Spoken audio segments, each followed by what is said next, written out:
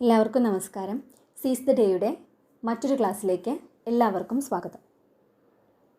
Basic laboratory techniques എന്ന പോർഷനിലെ രണ്ടാമത്തെ sub ടോപ്പിക്കാണ് നമ്മളിന്ന് പഠിക്കാൻ പോകുന്നത്. Handling and storage of chemicals in A lab. അതിൽ വരുന്ന ഫസ്റ്റ് പോർഷനാണ് ടൈപ്പ് ഓഫ് കെമിക്കൽസ്. ഏതൊക്കെ തരം കെമിക്കൽസ് ഒരു ലാബിൽ ഉണ്ടായിരിക്കും? ഒന്ന്, ഫ്ലെയിമബിൾ, പെട്ടെന്ന് കത്തിപ്പിടിക്കാൻ സാധ്യതയുള്ളത്. Example acetone, ether, xylene, alcohol. രണ്ടാമത്തെയാണ് കൊറോസീവ്, പെട്ടെന്ന് നശിച്ചു പോകുന്നത് അല്ലെങ്കിൽ ഇല്ലാതായി പോകുന്നത്. Example concentrated acid, alkali and phenol. മൂന്നാമത്തേത് ഓക്സിഡൈസിങ്, പ്രകാശത്തിൻ്റെ സാന്നിധ്യത്തിലോ അല്ലെങ്കിൽ മറ്റ് ഘടകങ്ങളുടെ സാന്നിധ്യത്തിലോ പെട്ടെന്ന് ഓക്സിജനുമായി റിയാക്ട് ചെയ്യുന്നത്. പൊട്ടാസ്യം ഡൈക്രോമേറ്റ്, ക്ലോറൈഡ്സ് എന്നിവയാണ് ഉദാഹരണം.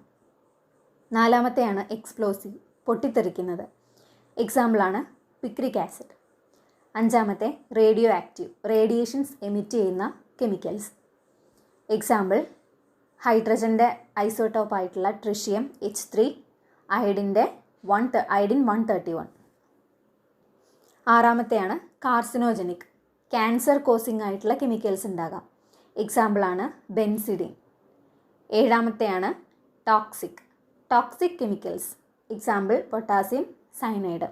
ഇങ്ങനെ 7 രീതിയിലാണ് കെമിക്കൽസിനെ ക്ലാസിഫൈ ചെയ്തിരിക്കുന്നത്. ഇന്നത്തെ ക്ലാസ് ഇത്രയേ ഉള്ളൂ.